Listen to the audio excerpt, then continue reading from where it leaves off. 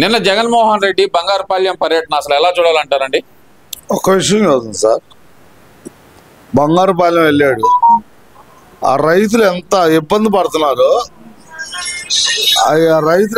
పడుతున్నారో జగన్మోహన్ రెడ్డికి తెలియట్లా.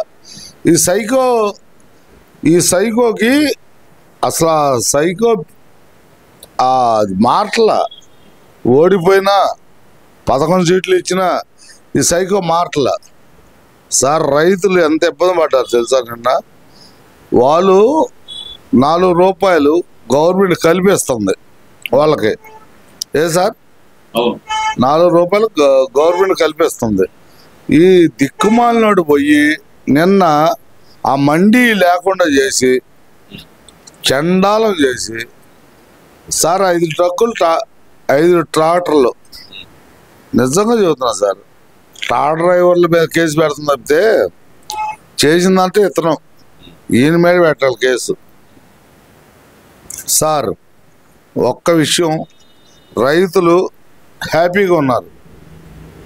8 + 4 12 రూపాయలు వాళ్ళు హ్యాపీగా ఉన్నారు. కానీ దరిద్రుడు పోయి దరిద్రం చేసి అసలు ఏమి లేకుండా చేశాడు ఆడ. అన్నిట్లో ఇంకోటి 80% అయిపోయింది, 20% లాస్ట్లో ఉంది. దాన్ని చెడగొట్టాడు. నిన్నటి నుంచి వైసీపీ నాయకులు కానీ లేదంటే ఒక సెక్షన్ ఆఫ్ మీడియా కానీ వీళ్ళు మాట్లాడుతున్న ఏంటంటే జగన్మోహన్ రెడ్డి పూనుకున్నాడు కాబట్టే ఆ రేట్ ఇచ్చింది ప్రభుత్వం అంటున్నారు కదా, నిజమేనా సార్? జగన్మోహన్ రెడ్డికి ఏం తెలుసు సార్? 80% అయిపోయింది ఆల్రెడీ. 20% దగ్గర వాళ్ళ నాశనం చేశాడు రైతుల్ని.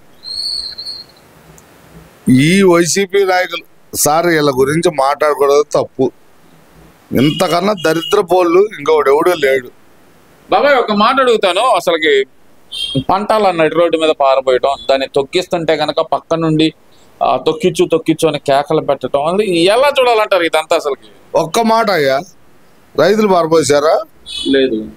నువ్వు డబ్బులు కూడా ఇలా నిర్దాక్ష్యంగా వాళ్ళ దగ్గర దోసుకో, రైతుల దగ్గర టాటర్లు పెట్టి తొక్కిచ్చావు. రైతు ఎవడు ఉన్నాడా పక్కన? ఒక్క రైతు ఉన్నాడా? ఎందుకండి ఇది? అసలు నువ్వు ఒకటి సార్, నువ్వు నిజంగా ప్రజాస్వామ్యయుతంగా ప్రయత్నిస్తే లేదు రైతుల కోసం పోరాడితే అట్టు ఉండాలి. అంతేగాని పద్దాగా శవాల కోసం చూస్తాం ఏంది? ఈ దిక్కుమాల వ్యవహారాలు చేస్తుంది తప్పితే. నిన్న కూడా డిఎస్పీ గారి మీద చెయ్యెత్తుతున్న డిఎస్పీ నరికేయండి అని చెప్పి వైసీపీ నాయకులు ఆ చెయ్యి నరికేయండి అని చెప్పి మాట్లాడటం కానీ, రప్ప ఇక మీ అందరికి రప్ప అని చెప్పి డైలాగులు కొట్టడం కానీ, డిఎస్పీ గారిని అసలు ఎలా చూడాలంటారు ఇదంతా? ఒక్కటి చూస్తున్నా సార్, డిఎస్పీ గారు ఆయన బాధ్యత గల పదవిలో ఉన్నాడు. ఆయన గురించి మాట్లాడుతూ తప్పు. చంద్రబాబు నాయుడు గారే సార్ అంటాడు. అసలు ఎవరండి వీడు? ఒక ఎమ్మెల్యే ప్రతిపక్ష హోదా కూడా లేదు, ఒక ఎమ్మెల్యే. వీడు డిఎస్పీ గురించి రప్ప ఏంది రప్ప? ఆ రప్ప 11 వచ్చేసి రేపొద్దున 1కే వచ్చింది అంటారు. 1కే వచ్చింది. మీరేమో 1కే వచ్చింది అంటున్నారు. వాళ్ళు చెప్తుంది ఏంటంటే అసలు మేమే వస్తాం అధికారంలోకి, ఇంకొక 3 సంవత్సరాల లోపే మేమే ఎక్కుతాం గద్దె, ఈసారి ఇంకో రకంగా ఉంటుంది అంటున్నారుగా. ఒక్కటి చూతున్నా అండి, అన్నం తినేవాడు వీడికి ఓటేయరు. అన్నం తినేవాడు వీడికి ఓటేయరు 40% ఓటింగ్ సార్. అసొత్తం తినేవాడు వేయాలి సార్. నేను లోగడే చెప్పా, 40 నుంచి 4% పడిపోయింది అంటారు. పడిపోయింది. వీడికి అన్నం తినేవాడు ఓటేయడు, అసొత్తం తినేవాడు ఓటేయాలి. ఆ మాటలు వద్దు అసలుకి. నేను దాని గురించి ఆ మాట అన్నాను. ఎవరి అభిమానం వాళ్ళకు ఉంటుంది. ఒక్క విషయం ఉండొచ్చు, కానీ రాష్ట్ర భవిష్యత్తు ఏంది, రాష్ట్ర ప్రజల భవిష్యత్తు ఏంది, రాష్ట్రంలో విద్యార్థుల భవిష్యత్తు ఏంది ఆలోచించాలి కదా సార్. ఎంతసేపటికి నాకు అధికారం కావాలా, నేను మొత్తం వెళ్ళాలంటే ఎట్లా కుదిరి సార్? సరే ఇదంతా ఒక ఎత్తు అండి. ఏంటి అసలు ఈ నెల్లూరు గొడవ ఏంటి అంటారు? అసలు ఎలా చూడాలి అసలు ఈ నెల్లూరు గొడవ? ప్రసన్న కుమార్ రెడ్డి గారు అసలు మాట్లాడడం చాలా తప్పు. ఈయన నిజంగా చెబుతున్నా, ఒక పార్టీ నాయకుడు ఖండించాలి దాన్ని. అవును.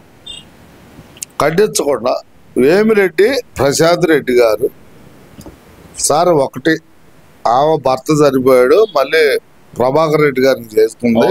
పబ్లిక్ గానే చెప్పింది ఒకటి సార్, 2 పెళ్లిళ్ళు చేసుకున్నారు, ఎంతమంది లేరు సార్? ఎంతమంది లేరు? అసలు నువ్వు నీ ఇష్టం వచ్చినట్టు మాట్లాడతావా? ప్రసన్న కుమార్ రెడ్డి, నల్లమనేని శ్రీనివాస్ రెడ్డి గారు ఎంత మంచి నాయకుడు. వాళ్ళ కొడుకు సిగ్గుండాలి కదండి అతనికి, సిగ్గుండాలి కదా అతనికి. తండ్రి ఇల్లు కాపాడుకోవాలి అతను. సార్ అతను ఓడిపోయాడు, సరే ప్రజలు ఓడగొట్టారు. నువ్వు సర్వీస్ చేస్తే ఎందుకు ఓడగొడతారు?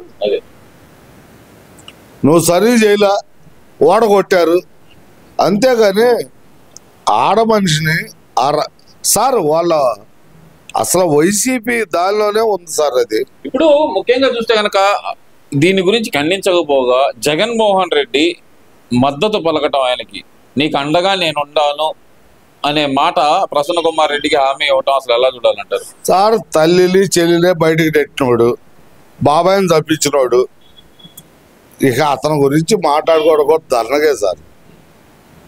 నేను నిఖరంగా చెబుతున్నా, తల్లి కొత్త కారు 2 ఏళ్ళు ఎట వెళ్తాయి సార్. ఒక్క విషయం చూస్తున్నా సార్, తల్లిని చెల్లెల్ని బయటకు పంపించాడు, అంతవరకు తల్లిని చెల్లిని, తండ్రిని చంపించి నా తండ్రిని చంపినోడు వాడు రిలయన్స్ వాడు అన్నాడు, వాళ్ళకే ఇచ్చాడు రాజ్యసభ సీటు. ఇక అతన్ని ఏం నమ్ముతావు సార్? ఏం నమ్మాలి చెప్పండి? ఇప్పుడు మహిళల మీద వ్యాఖ్యలు చేస్తే కనుక చంద్రబాబు నాయుడు గారు ఒకటే మాట చెప్పారు, అదే వాళ్ళకి చివరి రోజు అన్నారు. మరి అలాంటి వ్యక్తిని ఇప్పటికీ చంద్రబాబు నాయుడు గారిని జగన్మోహన్ రెడ్డి దూషిస్తాడు. ఇప్పుడు మహిళల్ని దూషించినా సరే నల్లపురెడ్డిని గురించి మందలించడం కానీ వాళ్ళ నాయకులు ఖండించడం కానీ ఎందుకని చేయలేకపోతున్నారు అంటారు? అసలు వాళ్ళకి అవసరం లేదు సార్.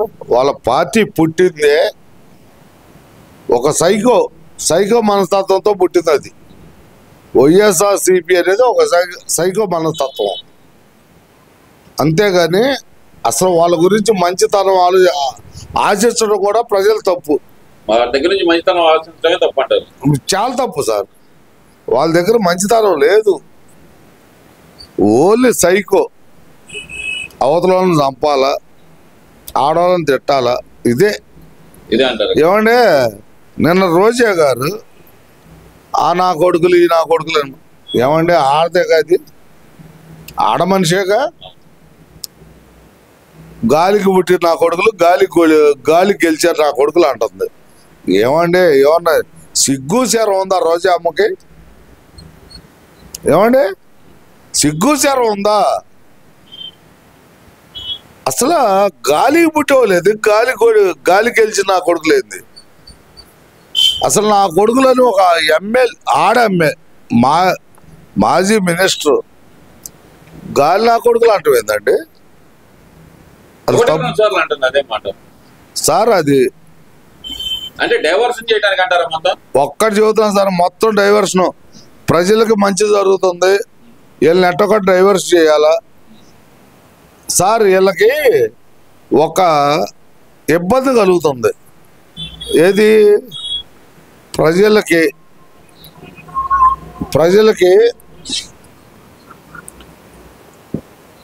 ఈ అమ్మకు వందనం రేపు 15వ తారీఖు ఆడవాళ్ళకి ఆర్టీసీ ఫ్రీ, జిల్లా టు జిల్లా, రైతు బంధు, వీళ్ళకి బాగా ఇబ్బంది కలుగుతుంది. ఈ అన్నిటి నుంచి డైవర్షన్ చేస్తానికి అసలు ఏం మాట? అసలు ఒక ఆడది రోజమ్మ, ఒక ఆడది రోజా గారు అంటానికి కూడా మనసు రావట్లా. రోజమ్మ ఒక ఆడది. నా కొడుకులు అంటాం ఏందండి సార్? నా కొడుకులు అంటాం ఏంది సార్?